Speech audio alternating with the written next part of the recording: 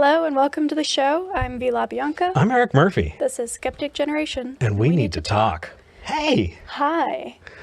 Oh my gosh. Did you notice anything in that intro that was different than normal? Not to us. Not to us, but apparently there is a cheer that is going out to listeners now, which is exciting for us because we've been hearing it for the last 6 months. Over 6 months. So when we first started the show, for people who haven't been watching us from the beginning, we came from a show where there were always people cheering and an audience, and then after COVID, we didn't really get to have that, and so we tried to recreate it. And so when V and I started SkepGen, we were like, hey, we want to have that. We want to bring our audience in with us and kind of keep that feeling of the, I don't know, just the way that feels when you have that audience. And so we asked people to send in their cheers, and I compiled all of those cheers, and V sat with me, and we both just we worked it all out. And every single episode we've been playing that cheer at the exact same time, and no one knew. Or Yep. If you had a really keen ear, you might have heard. But this is the very first episode that we're doing with the production computer. And the production computer has a couple of nice extra things. Number one, we were able to fix that so y'all can hear the cheer, I hope. Hopefully. I heard no cheer, says John. Heard no cheer? Hold on.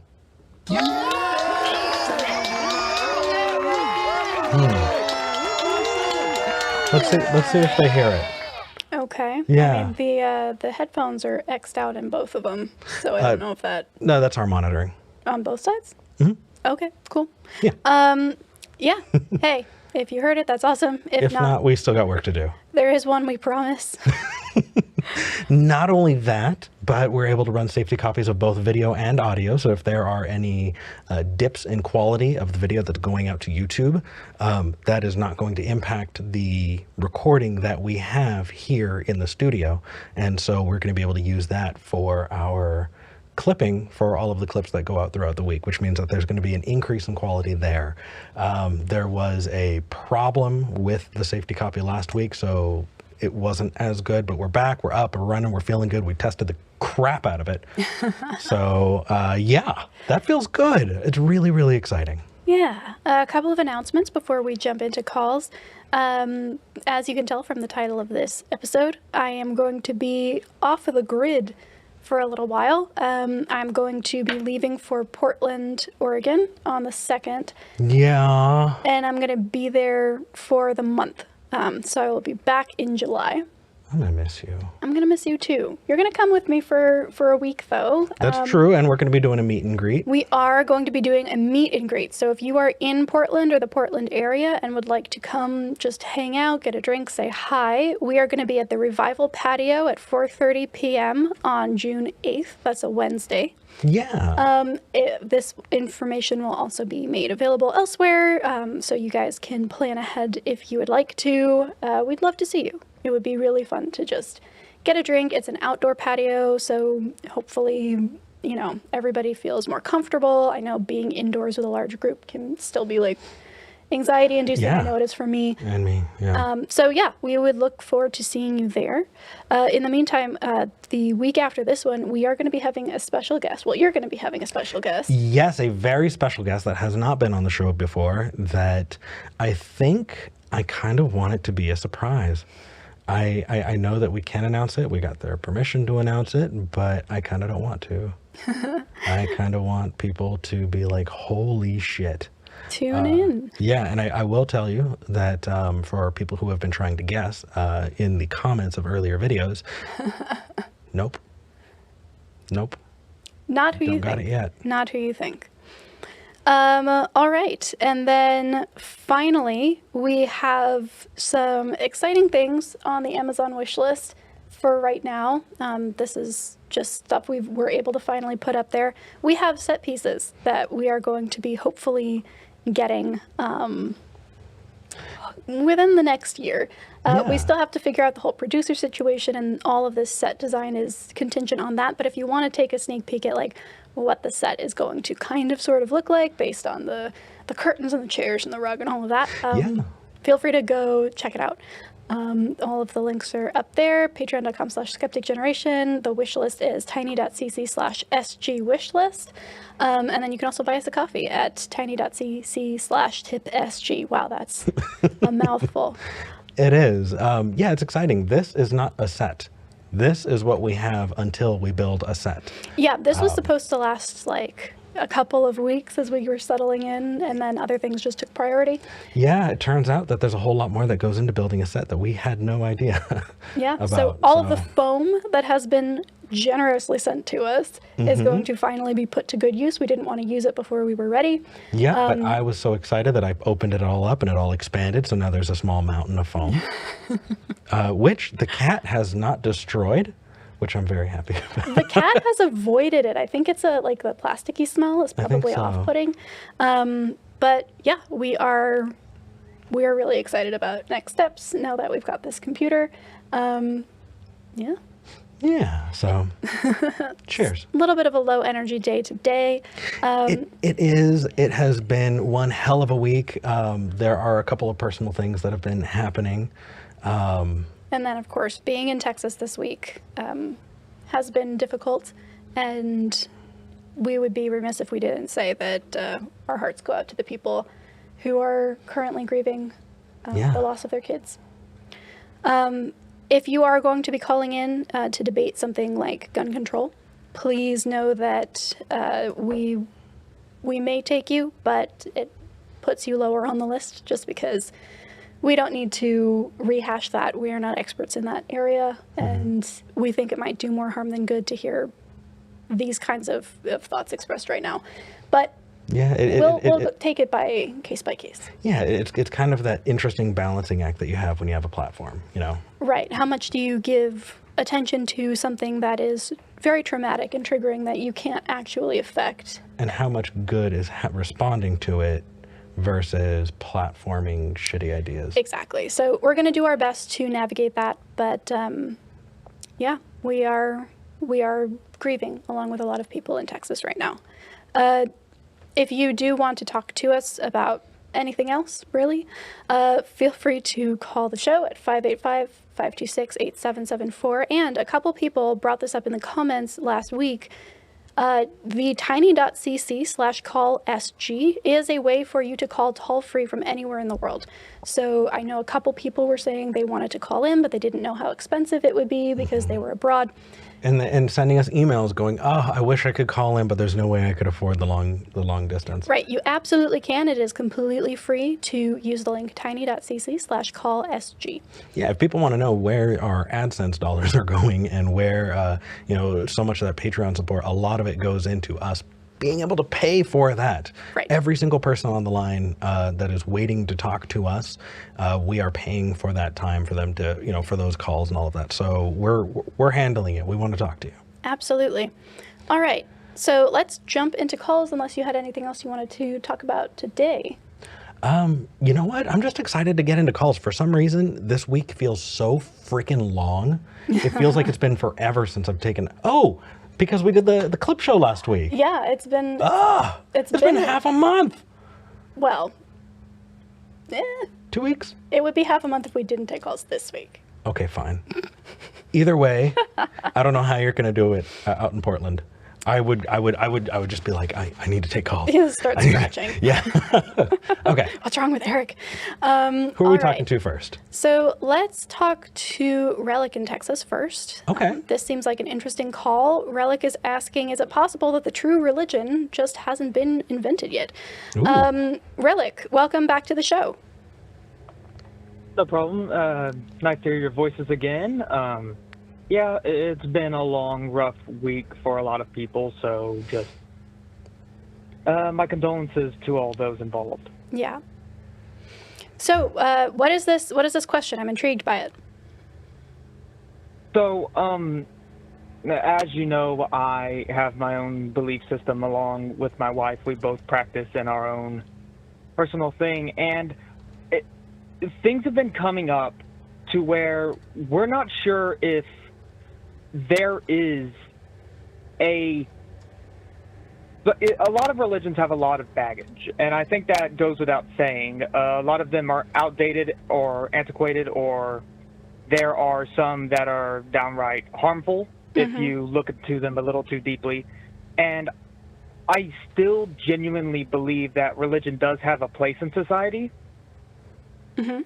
And I am honestly curious as to, is there a way that a religion is going to be invented that is compatible with society in a way that is not detrimental to anyone in any way?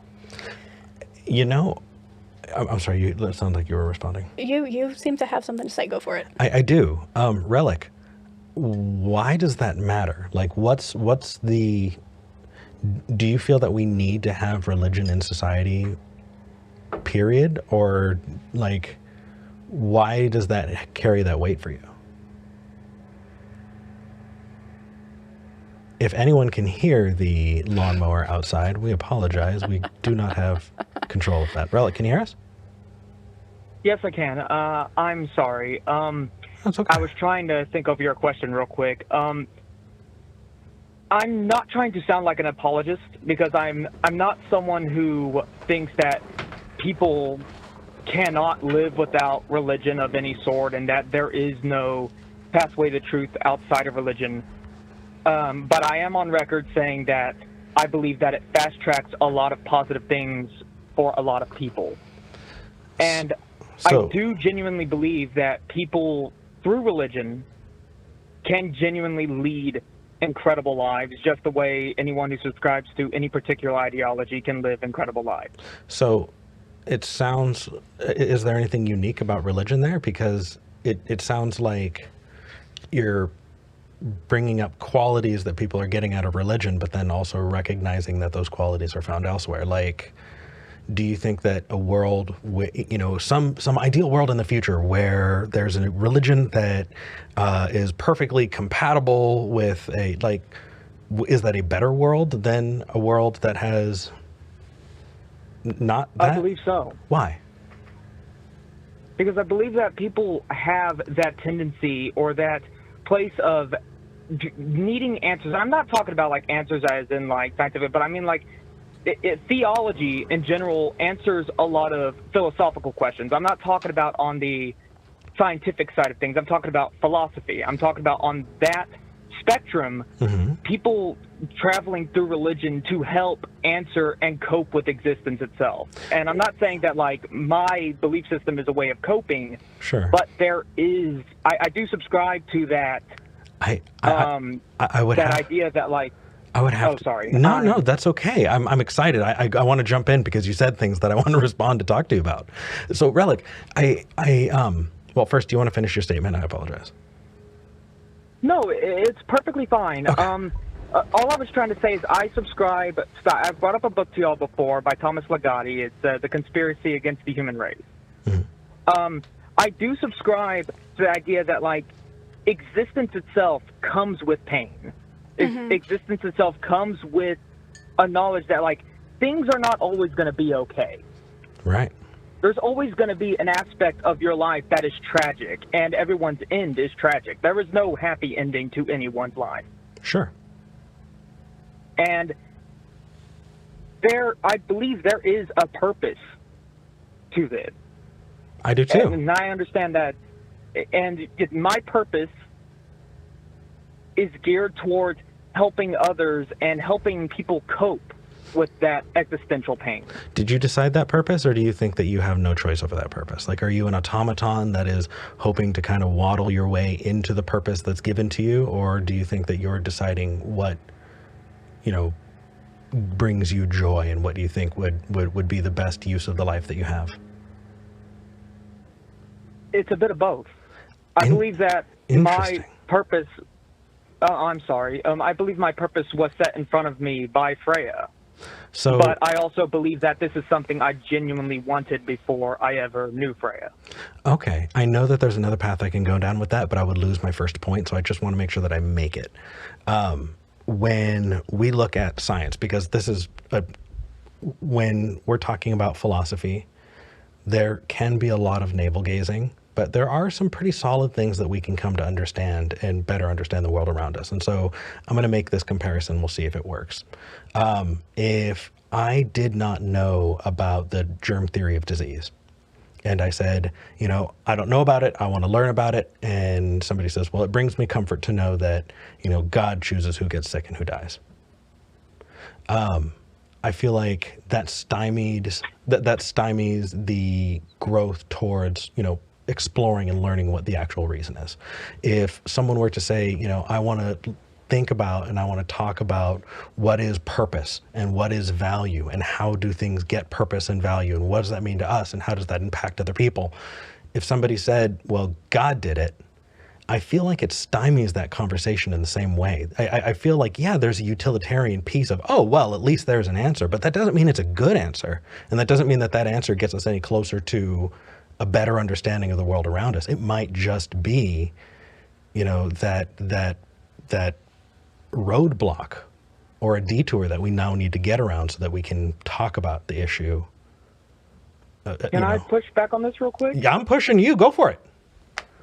Okay, so I believe it's a leap in logic from where I'm going from to where I believe that there is philosophical answers and questions, like the germ theory of disease, for instance. Mm-hmm. That's an incredible leap of logic, because I'm not saying the scientific practice of the germ theory of disease. I'm talking about the jumping from taking philosophical value out of religion versus what we scientifically apply in society. Because I believe that nature in itself is separate from religion. I entirely agree. I believe religion is a human construct. That said, I don't know, man. I don't think that it's particularly useful. Like the way you're talking about it is a very utilitarian one. And if I were to talk about, if I were to join you in that conversation, I'd be saying, okay, well, look at other sophists. Look at people who have relied on sophistry to kind of dupe the masses into whatever their bogus form of philosophy is. It was useful for them. They got benefit out of it. Yeah, but that's not the same thing. That's absolutely not the same thing, because you're jumping from one. Okay, so you're jumping from what is the purpose and meaning of life mm-hmm. to, I think that I find comfort in believing that germs don't actually exist and God chooses who lives or who dies. That's not the same thing. One is an ignorance to science and scientific concepts in itself. The other is based in philosophy and talking about that level of things. Like any religion that I would advocate for would be a religion of actual tolerance, actual peace, and actual pursuit of knowledge. Now, science in general is done through consensus and has constantly vetted itself and proved itself over and over and over and over. Now, I'm not talking about taking religion and then immediately suppressing everyone into literary ignorance. Does that make sense? Yeah, I wouldn't accuse you of that. I'm just thinking about the utilitarian piece of it. And I know that I've been talking a lot, but it sounds like you want to jump in.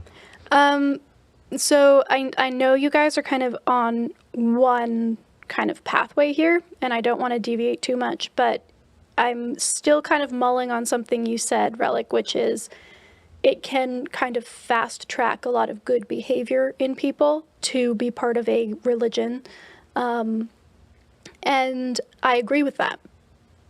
I also agree that it can fast track bad behavior. It's a system, essentially. So that would be like saying, are highways morally good or bad? And we can talk about, well, highways get you where you need to be faster. And highways also cause a lot of accidents.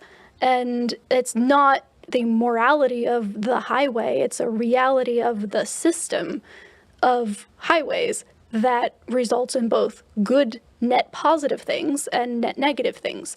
And that's going to differ person to person. The person who can take their daily commute 20 minutes faster is going to see it as a net positive. And the person who gets into an accident is going to see it as a net negative, right? So I don't think it's useful to frame this in terms of like good or bad or true or not true. I think it's useful to say religion is a system that humans have created that enables behavioral shortcuts. And those shortcuts can get us to really good things, or those shortcuts can get us to really bad things. And the thing that I care about is not if you're using religion as a system for that necessarily. It's how are you critiquing those shortcuts, and how are you making sure that they are not leading you to bad things? So in a situation where we find or invent or come to understand a true religion that hasn't been invented yet, I don't think it is possible to have it be an all-good force in the world. I don't think that's possible. I don't think any system of thought or worldview is 100% good. I think that what we need to do is look at the system and see, is this a system that gives a net benefit to society? And how do we make that happen? And how do we safeguard against it going off the rails or allowing other ways of thinking to, come to the fore and do harm? So I have a problem with the premise of the question, because I don't think one exists or will exist that is perfect. But that's not unique to religion. I don't think there is a society that is perfect or a political system that is perfect. So that's why I always go back to epistemology, right? And how do we know what we know? How are we making these decisions? And how are we interacting with these imperfect systems? Does that make sense? Yes, ma'am. And actually, that is exactly what I was trying to get at. You're hitting the nail on the head on where I wanted to go with this. And I'm sorry if I worded the question incorrectly, or if I got the premise wrong, or however I did this. But this has been weighing on me, and I just needed to go ahead and bring it in. No system has a perfect, there is no perfect system. You're right. It's not just religion, it's ideology. There are good and there's pros and cons to every ideology, every philosophical, way of teaching or thinking, right? Mm-hmm. Religion, and I'm not saying that, religion is the only way to fast track yourself. I'm saying that, when you are taught these things, when you are, given a view of the world, in which you are conveying as much truth as you can, not necessarily in the actions of the book, but in the teachings of it, in the lessons themselves, and then you safeguard against where those teachings could go wrong. Because I would argue that, even in Buddhism and all these religions of peace in general, there is a way to take it wrong. There's been multiple cults that have gone off track and have gone incredibly hairy, and horrible things have happened. You've even had a couple of followers of those talk on this show recently. Yeah. And that's what I believe that should be safeguarded against, and I don't believe any particular religion has a safeguard. I believe it's a weapon without any safety on. Yeah, I would say I agree with that. The safeguarding has to come from outside of that religion, right? So you can use this religion as a tool, but I don't think that it is possible to have a religion that self-polices. I think that in order to make sure that a religion is not doing harm and that those safeguards have been set up, there needs to be something external to that religion that is monitoring it, whether that's individuals participating in a religion but bringing in things like rationality or logic or what have you, or, systems where religions engage with each other and critique each other and grow from that or what have you. I think that ultimately the concern for me becomes when it becomes insular and you are expecting a system to make itself correct. Isolated onto itself. Right. That's where cults tend to go wrong, and that's where fundamentalist religions tend to go wrong as well. I am right because I am right because I am right. Right. What are you using the standard by? Oh, the standard that I have invented within the system that is right. So it is going to have to come from the outside, and that's where the interesting question is for me. You can use any religion you want. I'm sorry. Yeah, go for it. Sorry. That's not the interesting question to me. I see where you're going pragmatically. I do. But at the same time, let's say we develop that. Let's say we develop a perfect religion that makes society, by perfect I mean is effective at bringing about world peace. Sure. Ending hunger, ending, a lot of the fixable sufferings of the world. Does that make that religion true? It depends on the teaching of the religion itself. Well, because not every religion follows under the lines. Good call. Oh, sorry. No, good call. In my mind, when I say religion, I'm specifically talking about, supernatural appeals to explanations of things. So exactly. So I think that the effect, even if the effect was fantastic, that doesn't mean that any supernatural claims that were made would be true, no matter how pragmatically nice it was. And so because of that, I don't see that as any different from a great political movement. It's just an organizing of people. And that organizing of people, sure, it has all of those rules, but then at that point it stops being something that's unique about religion and starts more about how we would build a society.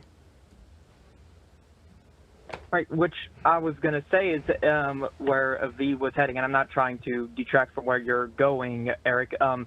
To just cap that off, I believe that there is a way that a said religion in the future could lay itself out for governance, like for people to watch over and to make sure that it doesn't go insane. Because, like you said, that's when cults go wrong, is where they completely become an echo chamber, or they completely isolate themselves off and isolate their members from society. Mm-hmm. And I believe that every religion that is out there right now has this problem to an extent and is almost terrified of letting outside governance guide it. They're so focused on trying to protect their core tenets, even though those core tenets could very well be improved upon, mm-hmm. that they just shut themselves off. Yeah, Look at the younger creationist movement. So Relic, you're preaching to the choir.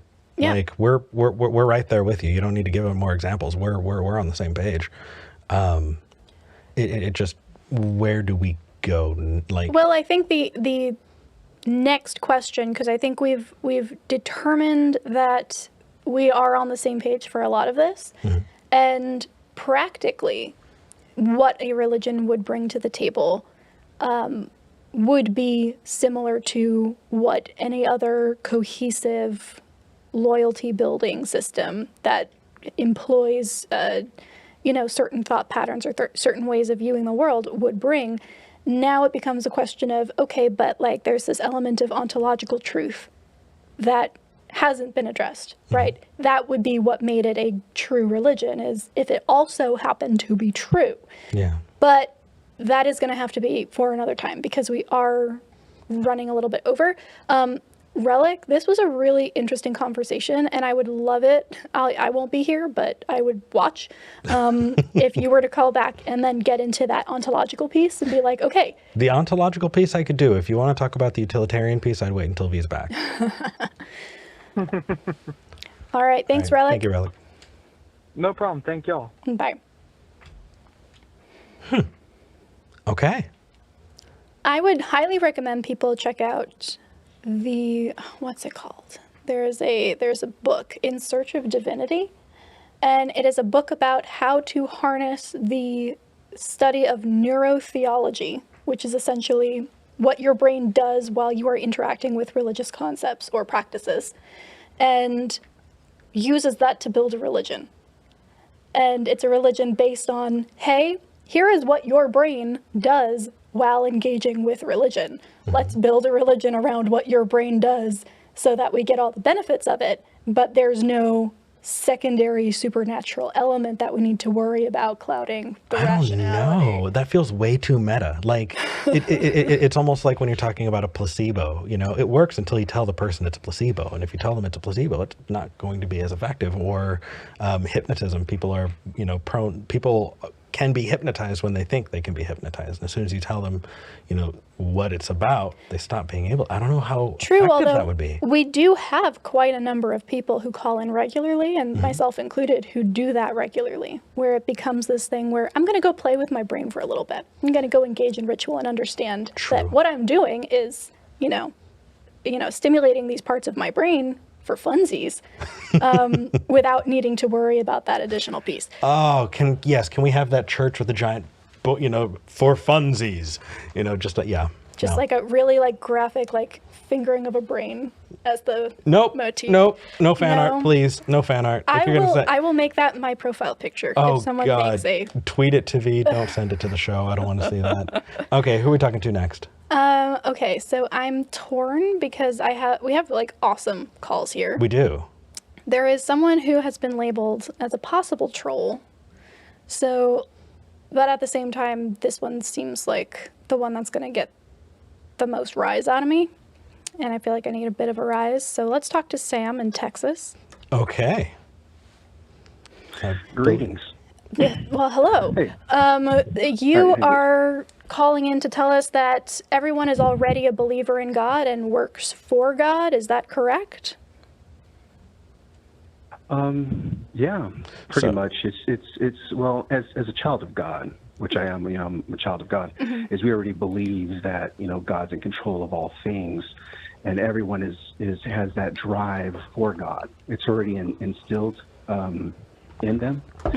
And actually, I must admit, I do feel kind of convicted listening to you guys earlier today saying you want to build a studio and things that, as a Christian and a child of God, it seems like you guys are almost doing more than I am for God.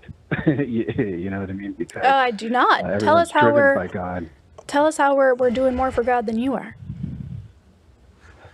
Well, I mean, because you and Eric are driven by God. That's your life. Your life is God, right? Ooh, interesting. So my life is God. That's a weird definition for God. So when you say God, when you say God, we have very specific definitions. Everyone has their own personal definition of what God means. And so when you say your life is God, that's using the term God in a way that I don't use it in my brain. So it's not making any sense to me. What is God to you? No. Well, God is life. As a matter of fact, like I mentioned before, I'm a child of God, but it's because everyone is driven to God. So, like, for instance, hold on. you and me are driven to God. So, Sam, are your parents God? They're driven to God. No. You said you're a child of God. So, right. Were you born from people? Well, the only thing I could do is point out what John 1:12 says. You can do that after. Well, hold on. I'm sure you do, but do you also think that you were not born of parents? No. Did you have a mother and father? I do believe that I was born. Okay. I do believe that I was born again, and I can refer you to John chapter 3, verse 3. Okay, so but hold on. We need to get specific here because this whole idea of being born again, I came from a born-again Christian church, and I realized that it wasn't until I started asking some really obvious questions that I started finding out just how freaking weird it is. So I do want to make sure that we're putting a pin in this. You're not talking about your birth. You're talking about a process that you're calling being born again. Okay, so can I take a stab at it? If I well, first, sure. let me say this. It's not me saying this. I'm telling you what Jesus Christ is saying. So you're a prophet. Why didn't Jesus call in? Are you? No. This is what John chapter 3, verse 3 says. If you want to read it yourself, I'm not telling you this. I'm telling you everything that Jesus is saying. No, you're telling us everything that John says Jesus is saying. Let's be clear here. Jesus is saying, he's in quotes. We still believe in quotes, right? Do you know what quotes mean? We do. We do. Okay, so are we going to honor quotes in a historical documented book such as the Bible, right? Sam, we're going to honor that. Sam. As Sam. No. Out of respect, right? No. We do honor Sam. history. No. So I have a question. Thank you. Sam, why didn't Jesus call in himself? Well, He's telling you right now. I mean, all you got to do is open the book to John chapter 3, and I'm just going to repeat everything that he says. So he's telling you himself. You're going to read us a Bible story? Is that what you called in to do? No, what I told you is what he said. Why didn't he call in? Is, why didn't God call in himself? Jesus. Because everything that he needs to tell you is being told to you right now. So you are a prophet? For your question. That's what I just said. No, I'm not a prophet. Look at here's the thing. You're acting like as though I'm making up my own religion here. You're acting as though I'm God. You're acting like as though I'm making up my own thought. I'm not making up my own thought. All I'm doing is telling you the reference to where I'm getting at it and what I believe in. So why? That's what I believe. Then in, why call in? So. If you I'm not going to add to it or take away from it. You already have by calling into this show and prefacing things. No, well, that's what I'm saying is that what I first started with saying is that you guys are already driven by God, right? Your whole life is about God. Is there a way to prove that outside of quoting the Bible at me? Well, you're skeptic generation. You're about to build a studio. Your whole life is about God, disputing God, right? But you're still working for God. No. Sam, let's be clear. Our show, our premise is about promoting skepticism, specifically when it comes to religion. Is your religion the only religion that exists? I'm not talking about truth, but you do know that Muslims exist, right? Hindus exist. I'm not talking about religion. I'm talking about God. Okay. G-O-D, not religion. Sam, quit waiting for your turn to talk and listen to what I'm saying. Okay? Okay, go for it. So, the premise of our show is to apply skepticism to religion. Okay? So, if we're talking to someone about their religion and that's not your religion, would you say that our show is about your God? Yeah, it's about God. G-O-D. That's what you're talking about. It's God. You're always talking about God. It sounds like you're waiting for your turn to talk. So let's. We do know how to spell God now, though, which is nice. We do. I didn't know that before. That wasn't condescending. But Sam, let's. Can I please? I really, Sam. Why do you think you have the right to stand on the Bible as a historical document as a way to kind of look down at us? Do you realize just how much crap is in the Bible that is both not true and also incredibly dangerous? Do you have any idea how many contradictions exist in the Bible which show that the authors, which are anonymous, cannot be trusted when it comes to providing an accurate account of reality? Do you understand that, or have you not opened your Bible enough and done enough critical thinking to realize that? I'll tell you what, as a Christian, you've actually convicted me. You and V have convicted me. I'm going to tell you how you convicted me. Sam, tell me what I just said. About which you're saying about the errors, the Bible, whatever you want to talk about, like there's contradictions or whatever, so and so. And why is that? Why did I bring that up, Sam? Well, here's the thing. No, I want to find out if you're listening or if you're waiting for your turn to talk. So I'm going to ask you about what I said to see if you're listening. Why did I bring that up in the first place? I don't know. Well, that's your belief, I guess. No, I told you why. You weren't listening. So how about now? Like it's fact, and I believe it was fact. You're saying that it was. Sorry, go ahead. No, it's okay. My mommy told me that you only listen when your mouth is closed. So I'm going to try and say this again. Sam, when you bring up the Bible as an authoritative historical document, and with such confidence that you can be condescending about it, that I have to ask if you've come to realize any of the things that I listed. That's why I brought it up. And so when your response has absolutely nothing to do with it, all that tells me is that you're waiting for your turn to talk. Listen, I represent that God exists. You represent that God don't exist. We're both human beings. We're both doing this work. You're the call-in show. I should have my own show. Yeah. Like saying that God is great. Go do it. That sounds awesome. That doesn't exist at all. You're still talking about the same God. Hey, you're still doing His work. Sam, you do this every day. That's your livelihood. Sam, first of all, you do more for God than I do. Dude, you gotta chill for a sec. First of all, it's not our livelihood. We don't live off of whatever we make. It's pennies. Second, the concern I have here is that you have not given me any reason to believe that I am working for God or God has any influence in my life outside of quoting the Bible or saying that you speak for Jesus. Both of those things require additional evidence before I'm going to take them to heart. So do you have anything beyond that that will convince me of your claim? You have a show. I'm calling into your show. You do this does our every show prove a week. God? You're about to build a studio. I mean, you do more for God every week than I do. That's why I'm What does convicted that a little bit, to be honest with mean? you. I have no idea what that means. I also think it's very telling that we do not use You're ran God by God. at all in our show creation. We just say we're skeptical, and you say, oh, that must mean that they're against God. Is that admitting that you think that believing in God is not skeptical? Your life revolves around God. That's all I'm saying. Okay. What did V just Because tell you, everyone's Sam? life revolves around Sam, here's the thing. You are right on the risk of getting dropped for the surely, Sam, for your inability to listen. And so I want to ask you one time, what did V just tell you? She's trying to say that They? I have no idea. I can't really understand what. Okay, because you're not listening. So Sam? here's the thing. If you don't understand what I'm saying, then tell me that so I can reframe it for you, because I'm happy to do that. Okay. That's what a good conversation is. So, what did you not understand about what I said?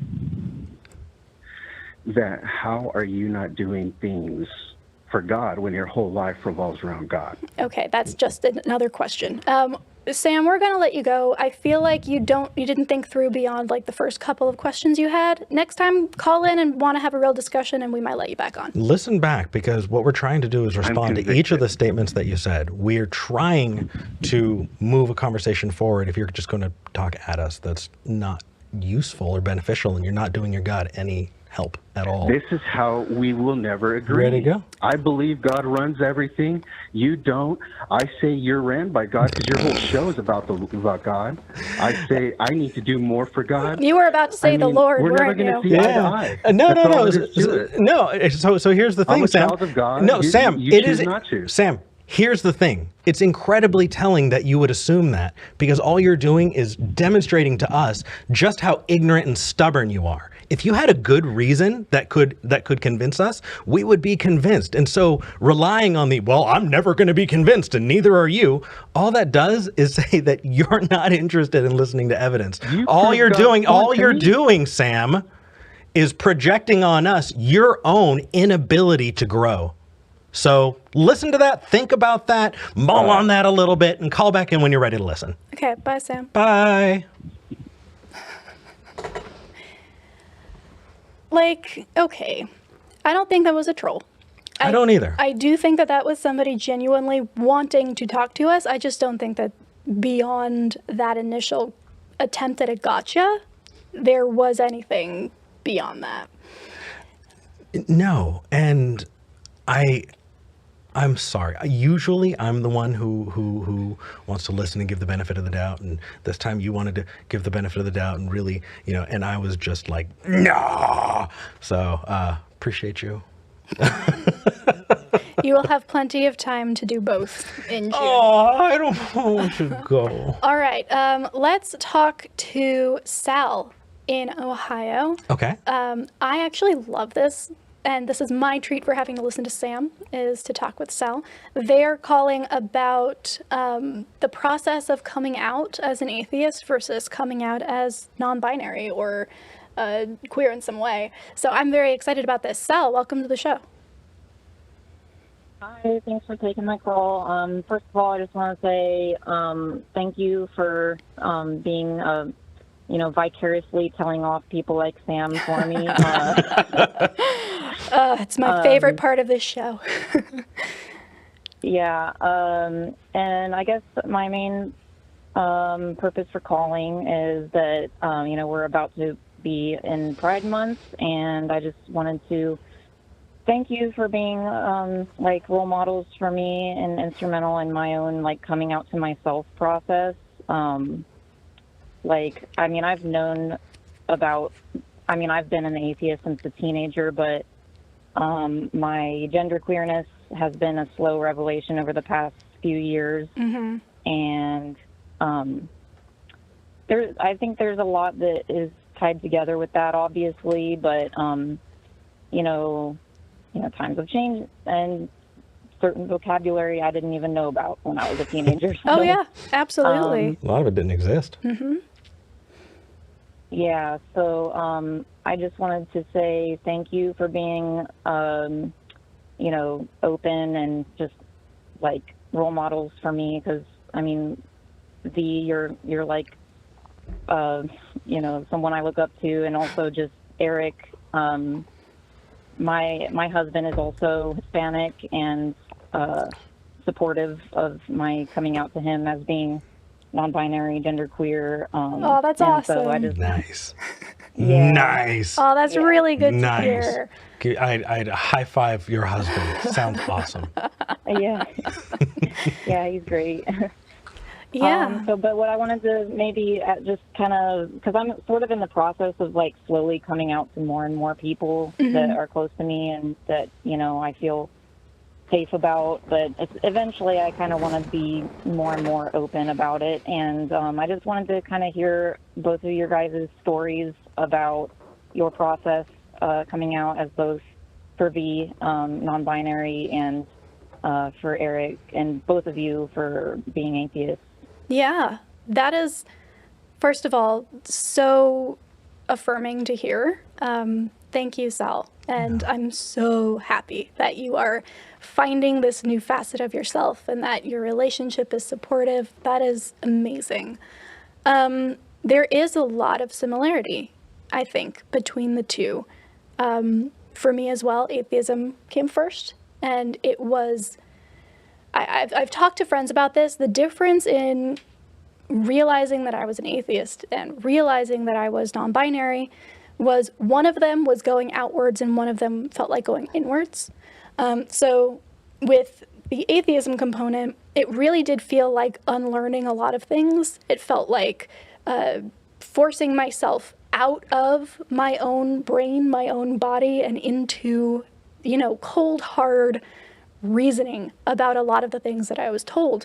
And that was its own growing process that helped me come outwards and look beyond what I believed or what I thought into, you know, what is real on that like rational level. And then for realizing I was non-binary, it was no less real, but it was a reversal of that process. And it was the realization that what I had been told externally was erroneous, or, you know, half of the picture, and really having to go in and learn things about myself. And yeah, so the process was different, but the result was the same, which was a greater understanding of my own depth and my own ability to be who I was at all costs. And it's jarring for a lot of people on both ends, right? There are people who don't mind at all that I'm an atheist, but are really weirded out about the whole queer thing. And then there are people on the other side who are totally down with the non-binary trans stuff, but it's like, but why are you an atheist though? That's weird. Yeah. So it does become this situation of perpetually being an outsider and having an asterisk next to your inclusion in a group. And that asterisk grows the more intersections you, you know, inhabit. So for me, my race is not necessarily part of that intersection in the same way that it would be for you. Oh my gosh, I never belonged when it came to... Yeah. Yeah. So we all inhabit these places, these intersections, and the more facets of yourself you discover, the more intersections open up. And that can be thrilling and intimidating and gorgeous, and also really scary. And so making sure that you are around people who will honor those intersections, even if they don't totally understand it, is so important, especially in these beginning stages while you're just kind of realizing who you are. And the last thing I'll say here, because I could go on about this forever, is I would give the same caution to people who were coming out as atheists and just starting to realize that about themselves, versus people who are coming out as queer in some way about themselves there. And that is, do not let people drag you into arguments if you do not want to, or if that you are not ready, because there are people who will try and invalidate you through just asking questions, right? Or through, okay, but I want to just debate intellectually about this thing. And the assumption is that you should know all of the things because you've decided on something different. And if you say that you do not know all the things, but you still decided on something different, that is going to count against you.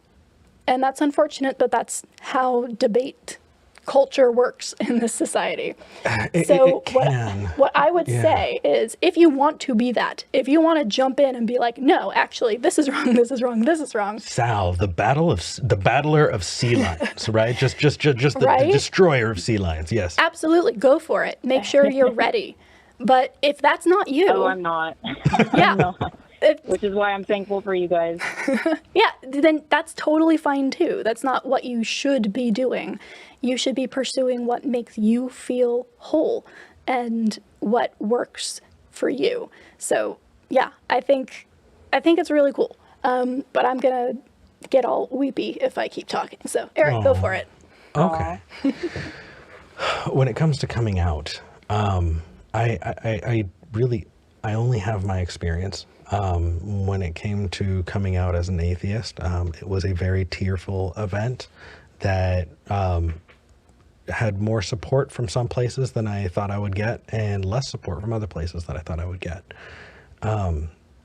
The most important thing is that there is no wrong way. You know, your life, your journey is yours, and don't get browbeat into doing something that you don't want to or aren't ready to do. Nobody knows your life situation. And I'm not just talking to you, Sal, I'm talking to anybody who is listening.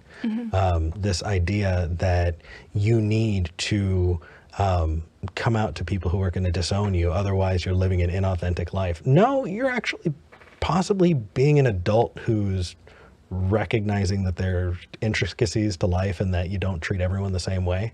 You know, I don't treat my boss the same way I treat my grandma. And because of that, you know, it's okay to take your time on that. When it comes to coming out to my family as being, what's the best descriptor for me? Pan? Bi? Whatever you want it to be, baby. Yeah. Not straight.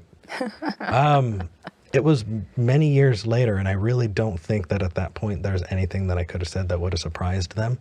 So maybe I just kind of burned off all of the pain receptors. And so I think the more difficult thing was to come out as atheist for me, but there's no way that is going to map onto other people watching. You know, everyone just has their own situation. But advice on coming out, Sal, I think that so long as you are practicing compassion for yourself, then where you go from there, you know, it's up to you. But just take care of you. Don't do it for other people. Yeah, thanks. And, you know, I am kind of more so calling for the sake of just anyone out there in terms of whether they're LGBTQ or not, that, you know, kind of shed light on it, you know, because this is my first, this will be my first Pride Month where I am fully open to myself and, like, other people. Yeah, and I'll be going to, you know, Columbus Pride and joining in with, a few other, you know, Pride queer events and stuff. So I'm excited about it. But yeah, at the same time, I totally will admit that I do not have any plans to talk about this with my parents anytime soon. Yeah, fair. I did thankfully have one sister that I felt comfortable telling, and she was completely, like, you know, the best reception I could have got, where, you know, she's just like, oh, yeah, that's totally cool, I get that. And, you know, she actually kind of, like, confided in me about her being included in that umbrella. Hey! That's so cool. Yeah. Yeah, I have a sister like that too. Hey, Sal, the way that you're talking about it, can I give you one more thing? As much as you say that you look up to what we've done, that sounds like you're further along in your journey in some places than I am. And, you know, just because we are good in some areas doesn't mean we're good in others. Maybe I can ask you and V for advice before you go. How do you deal with imposter syndrome? Every time Pride comes around, I feel like I don't have the right to pick it up. Yeah. You know, and Gosh. and I don't know how to stop fighting it, but it is a huge battle. What have both of you done? Yeah. Sal, I'm really curious to hear kind of what your experience is like contemplating going to Pride as like somebody fully out and like in their own skin this time around. Because for me, it was rough. I didn't want to go back when I was identifying as bi, but I didn't know about my own gender stuff yet. I was like, I don't know if I can go. Yeah, that was me too. Me too. I kept my sexuality to myself for like, more than a decade.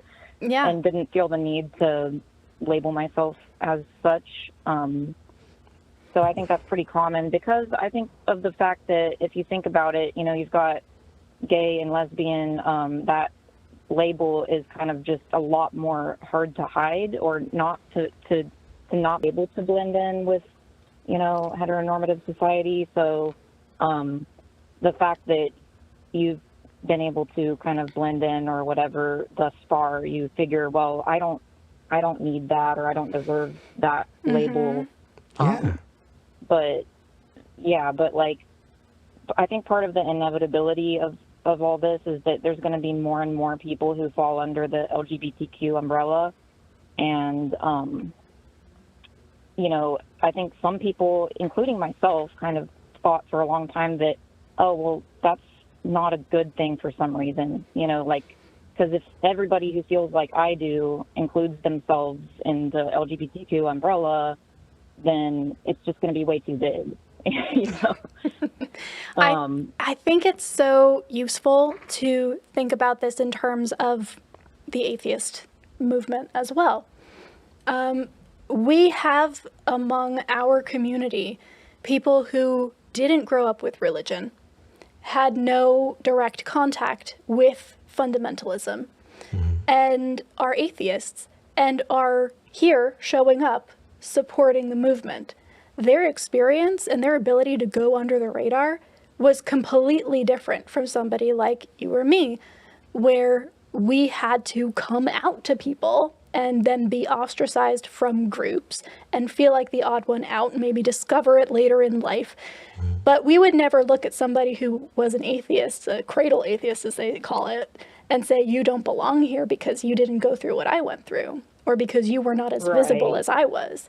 You say, welcome, like we need more people, we need you here.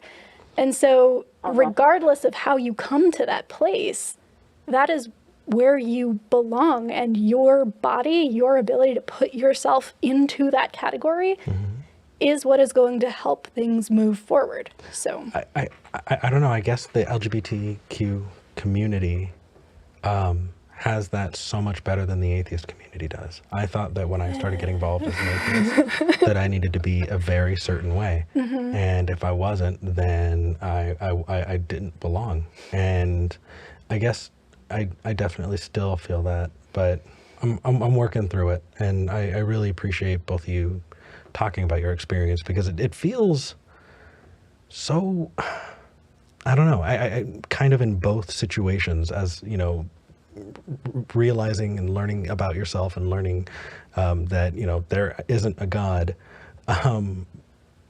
they're very personal and often very lonely experiences.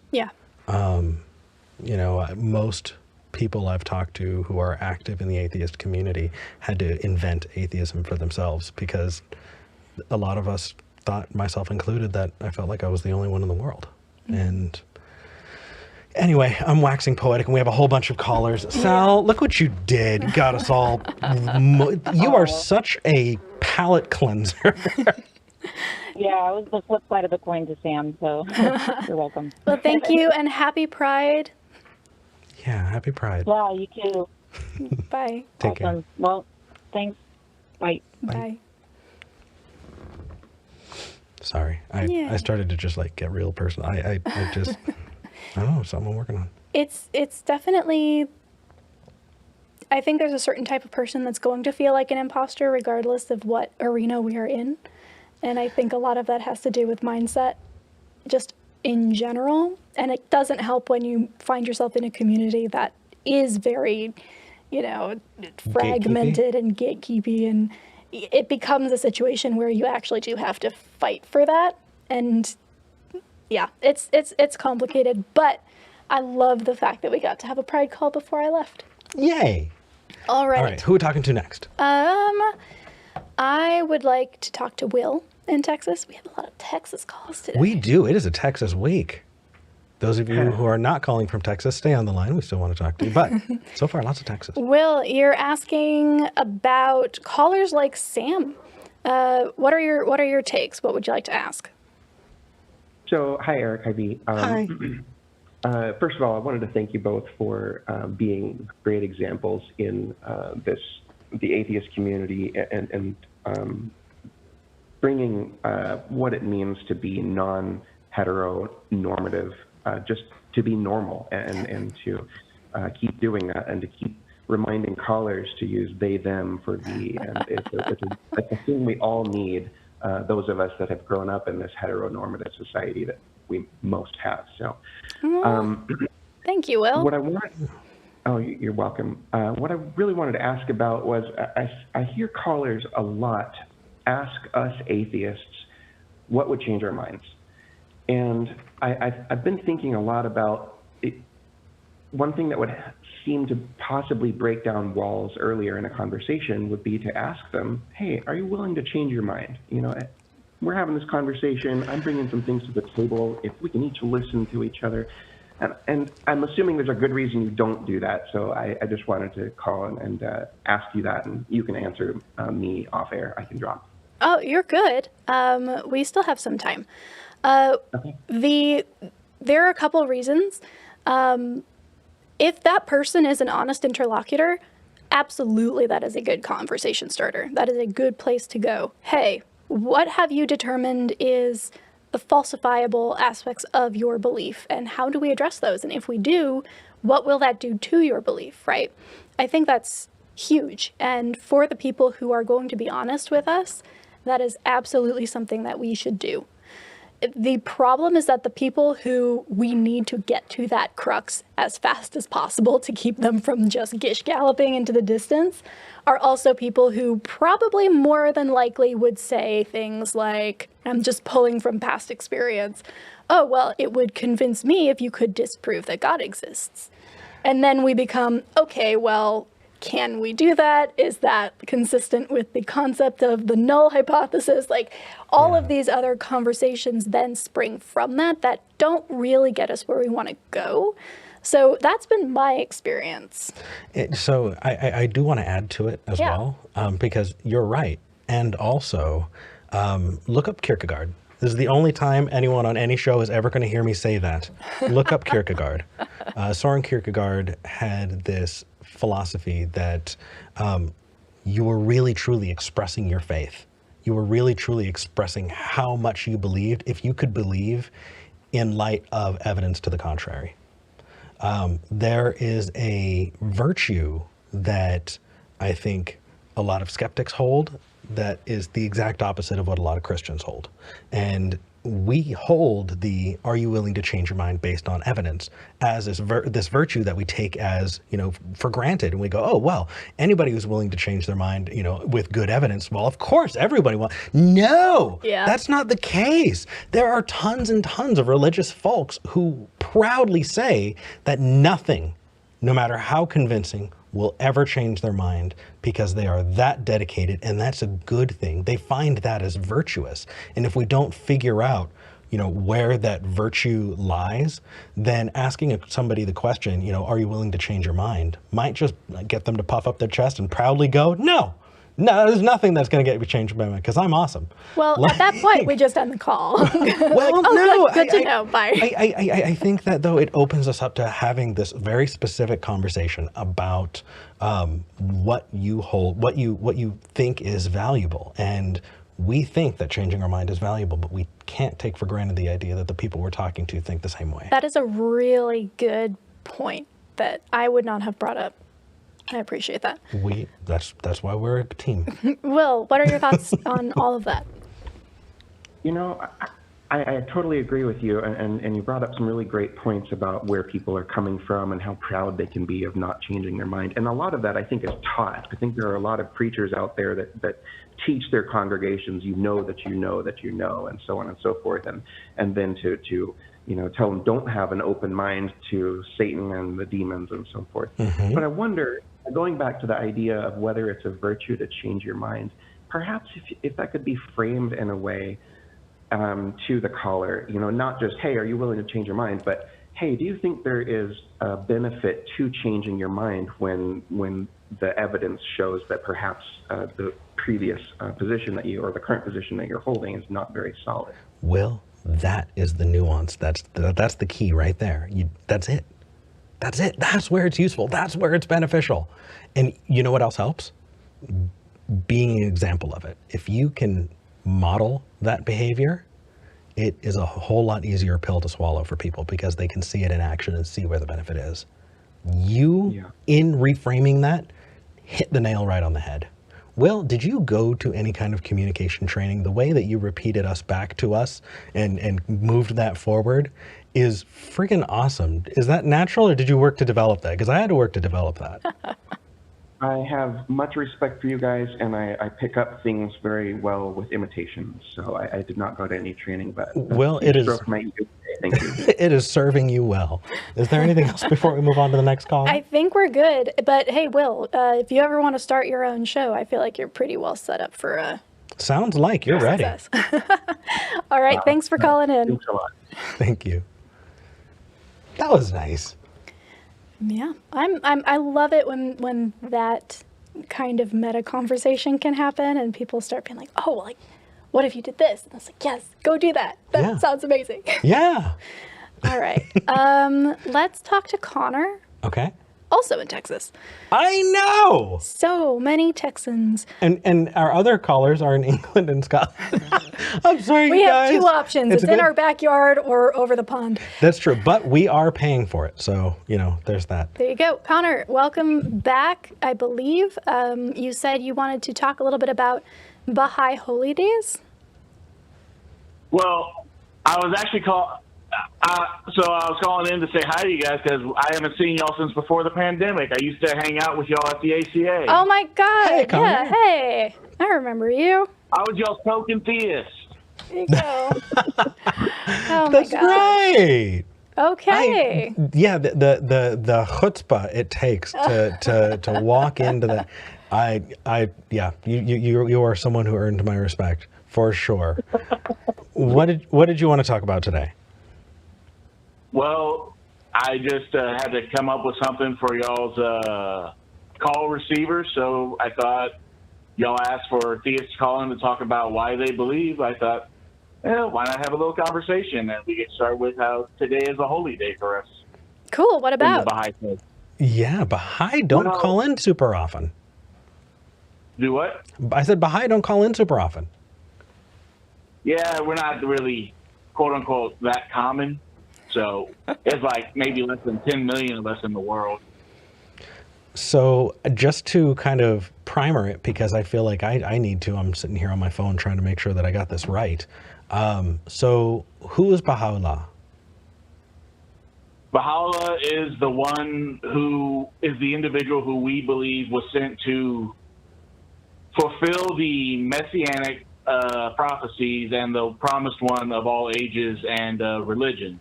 Okay, and when you talk about prophecy, does the Baha'i faith have its own holy book? We have multiples. So it's a lot of them because, like, Baha'u'lláh himself wrote 10 times more than what's than the total content of the Bible in terms of volume. Okay, well, that's why you guys are having a membership issue right there. Just saying. It takes a long time. That is a barrier for really entry. delve into this stuff. Okay, go on. Sorry. So Baha'u'lláh wrote all these books. What else do you study? I know the answer, but I just want to get it out there. Well, just to go back to a question you asked earlier, today is our holy day because back in what was the year? Basically, I think it was 1898 was the year that he died, but we call the holy day the Ascension of Bahá'u'lláh. And we have it so down to a time that service for it that the Austin Center was at 3:30 last night, because that was the time he died, the day. So, just so because I might be entirely wrong, but just so I get this right, the Baha'i believe that there are prophetic teachings in all faiths. Is that right? That there's a seed of truth in all of them, kind of? Well, we shouldn't just reject any faith tradition just because it's not exactly what we believe to be personally true, and that there can be some truth, even if it's not. You guys got to remember I'm autistic, so I'm having trouble with words here. Oh, You're good. doing great so far. If you want to call back another day after with that question and respond to it, we'd be happy to.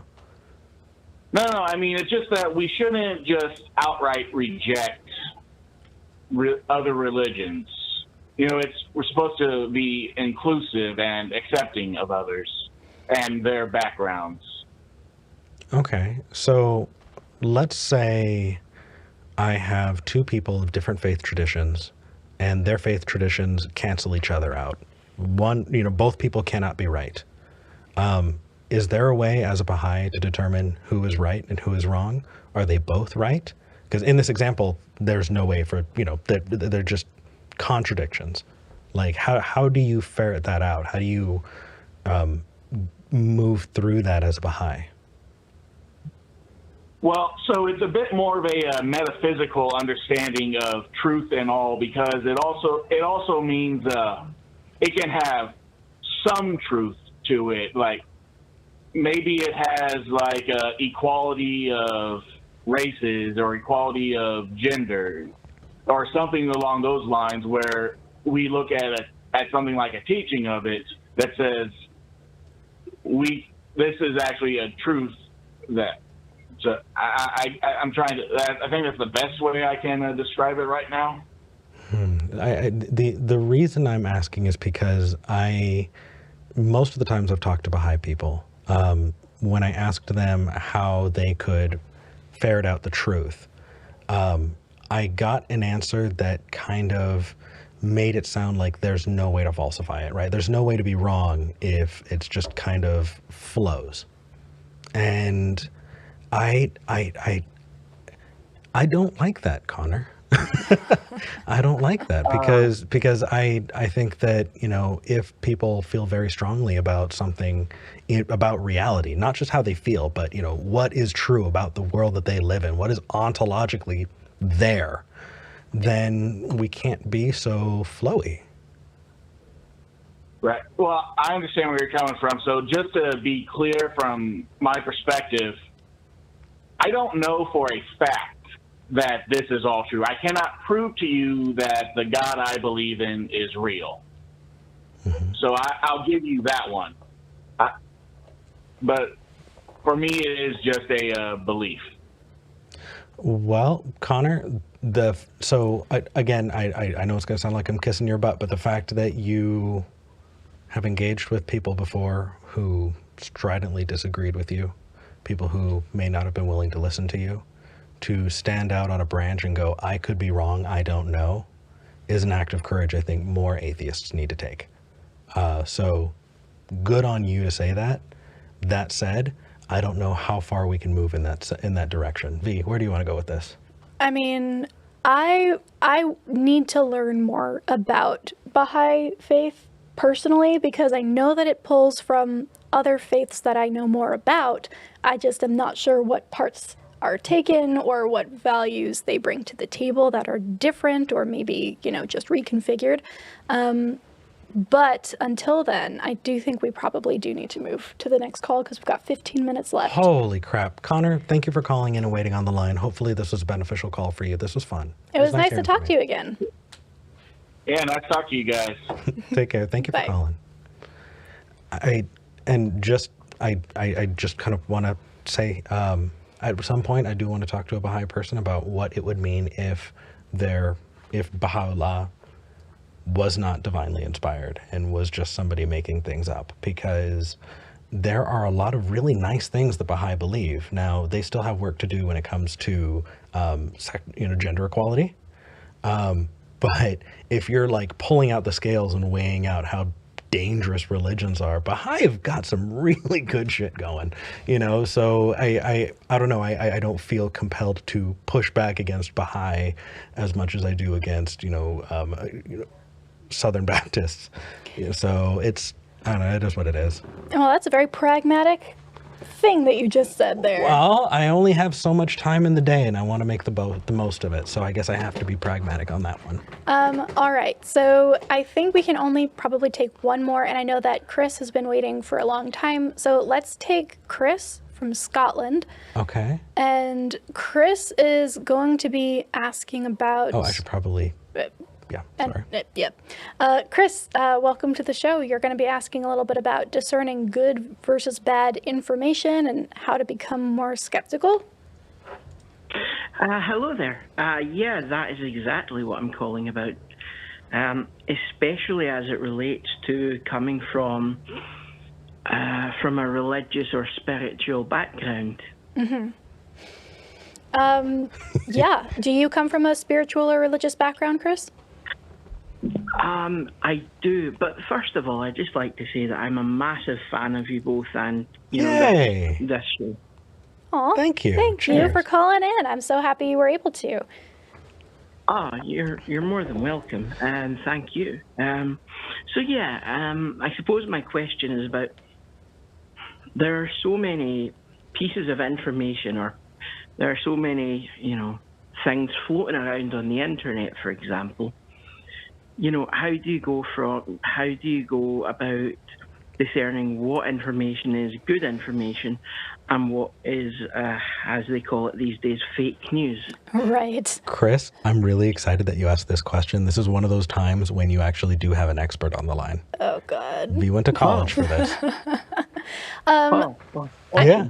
I am going to make sure that I link the clip from a couple of weeks ago in the description for this call as well, because I think we went over similar things, but especially when it comes to people who are given, who have grown up in a religious or spiritual background or are living in a society that is very much kind of influenced by that. I think the focus should be the little red flags. And what I mean by that are, when you read something, regardless of who you are, this happens to everybody, there is a little flag that gets raised in your brain. And you can feel it usually. It's usually emotional. And that flag, as you tune into it, is either, that seems weird. Oh, well, maybe it's true. Like, I don't know everything. So, okay, there's nothing blatantly ridiculous about it. So, okay. Or oh, yes, that feels accurate. That seems right. Like, all of these little emotional flags that get put up are always markers to do more research. So what that looks like is when you see a headline on social media that is being shared around, those headlines are designed to evoke those emotions. Either, that seems wrong, I'm going to disagree with it, or that seems correct, I'm going to share it. And the best thing that you can do is super simple. It's just click into the article and read the whole thing. And then maybe see where they get their information from and read that. You don't need to have degrees in science or degrees in history or criminal law to have a pretty well-informed decision about the basics. If you're going to go into like constitutional law or, the history of your country as it relates to, religious politics or whatever, it is going to become a lot more important that you do that depth of research. But for the most stuff that you encounter day to day, in order to be one of the more informed people on the internet, all you have to do is read the thing and then click in and maybe read one or two other things about it, usually from different sources, because truth is an aggregate thing. That is my favorite quote ever. I need it tattooed on my body. That's a really awesome quote. Isn't it great? There is no one source that is going to give you the truth. And if you expect any source or any person or any publication to be printing the truth or to be telling you the truth, you're going to get misled eventually. They all try, or a lot of them try, but it's not possible to do. So all you need to worry about is when you have that emotional little trigger, when you see something, that seems correct, or that seems incorrect, or oh, that made me feel weird, I don't know why exactly. That is a really good sign that you just need to do a little bit more reading from a couple different places, and then you'll have a more formed opinion. And most often, it's going to be a lot less solid than it would have been otherwise, right? I can share an article that says something that I agree with because of the headline and have a really strong opinion on that and be like, yes, this is absolutely correct. And then the second I do more research, I'm like, oh, actually, there are these other factors. And actually, I think this person misunderstood this quote. It becomes more fuzzy. And the fuzzier, and this sounds like the, what's it called? The fallacy where you think you're in the middle because things are... I know what you're talking about. I don't... live chat, help us. Help us out. The fallacy where you assume that the middle position is the correct position, it isn't always. But that's very true. It's tricky to get out of that as a skeptic, because a lot of the time the assumption is, oh, well, if you don't believe either side, then you must be really smart. And not really, not all the time. No, you could just have your head firmly planted up your butt. But that's very true. That is sometimes the case, yeah. Exactly. And the only other thing I would say is, in the same way that you pay attention to that little emotional flag as a way to get into more research, I would also say that if you start feeling that emotion diffused a little bit or just fuzzied, that's a good sign that you're getting more information and that information is better, because very rarely are you 100% correct about anything. Very rarely is anybody else. There's always nuance.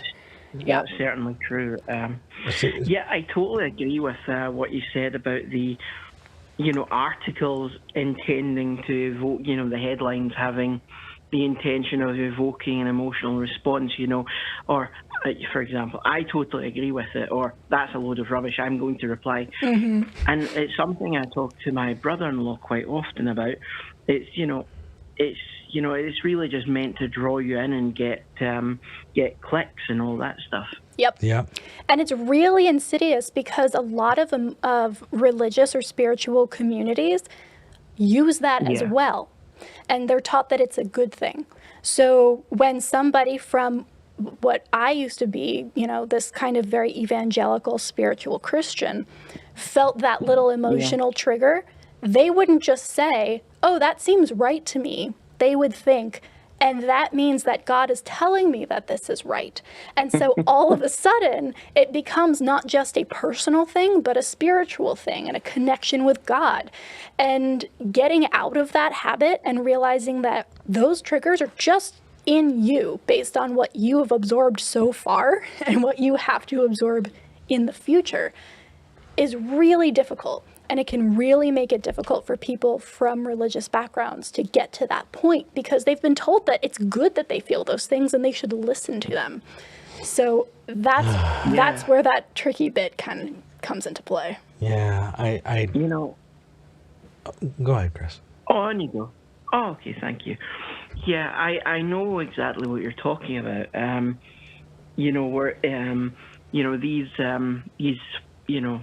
These things are seen as divine revelation or divine insight, I'll tell you a little bit about my background. Actually, I don't want to go to... Yeah, we're at the end of the show. We're not going to get the chance, unfortunately. Oh, I'm sorry. Fair enough. Yeah. That's fair enough. That's okay. But while there are some things I would like to add, none of them add up to what you gave as a package fee, so I kind of just want to go with V's answer on this one. Well, Chris, thank you for Okay, calling fine. in, Okay. and please do call back. We would love to talk to you again. Yeah, it was the end of the episode. But Yeah. thank you. Yeah. It was awesome chatting to you, and thank you for having me on. you. Absolutely. Thank you for listening. And thank you for understanding. You know, when it's the end of the episode and we gotta like wrap up, some people are like, oh, do they take it personally? Like, Actually, I feel like we've had a pretty good run of people who are just like, oh yeah, I totally get it. yeah, yeah. It's almost like we're creating an environment that lends itself to that. Before we dive into super chats, people are asking, where are your glasses? Oh, I didn't wear any today. I know. See, you do that, but every time I wear a pair of glasses, you verbally like, ugh, because you know that the lighting is going to be weird. And then I have to go like this the whole episode so they don't catch the lights in front of us. Oh, So I totally got it. I'm being a dick right now. But you are being a dick. Also, for those of you who came in late and are wondering where I'm going and why and what that means for the show, just to reiterate, I'm going to be in Portland for the month of June. We are going to be doing a hangout on the 8th together. Eric is going to be joining me for about a week. it was Wednesday, June 8th. Yes. Wait. No. Yes. Yes. Wednesday, June 8th. At what time? 4:30 p.m. at Where? the Revival Patio Bar. Revival. Is there going to be a revival there? Maybe.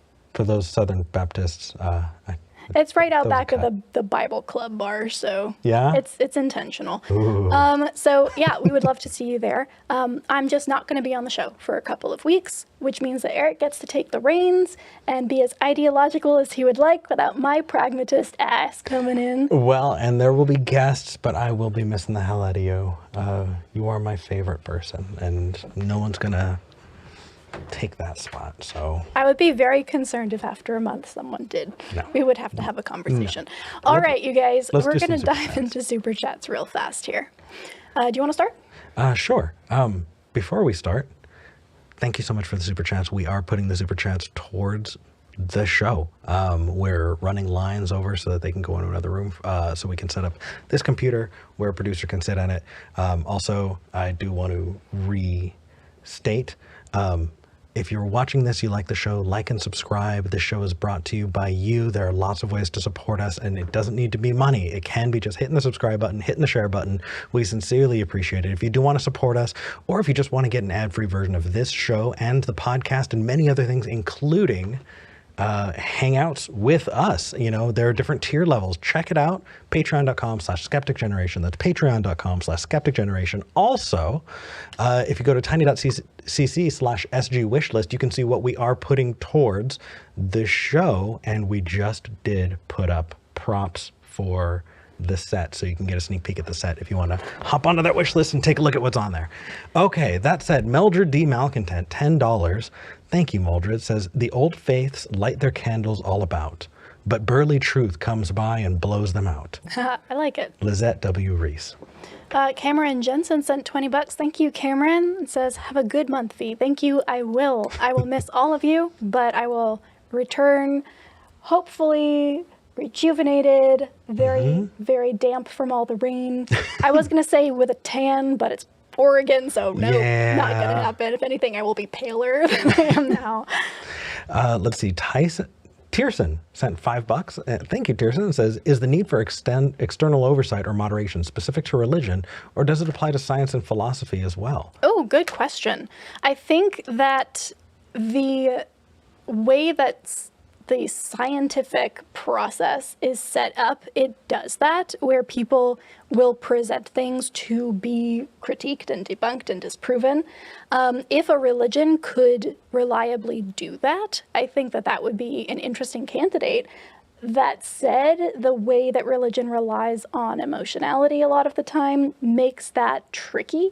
As far as philosophy, absolutely. I think that the only interesting philosophy that I want to consume, at least, is when they are clashing with each other and other things. So yeah, I think that's an interesting question, though. Yeah. Also, Bomb, or is it you or me? You can take it. Okay. Also, Bomb sent 200 kroner. I think, Swedish kroner. I'm watching the show on interdimensional cable every time. Says attributed to Jesus. Yeah, you know, Jesus, if you want to call in, that would be pretty Oh, this good. one, that call. Yeah. Yeah, I mean, I would not mind talking to you.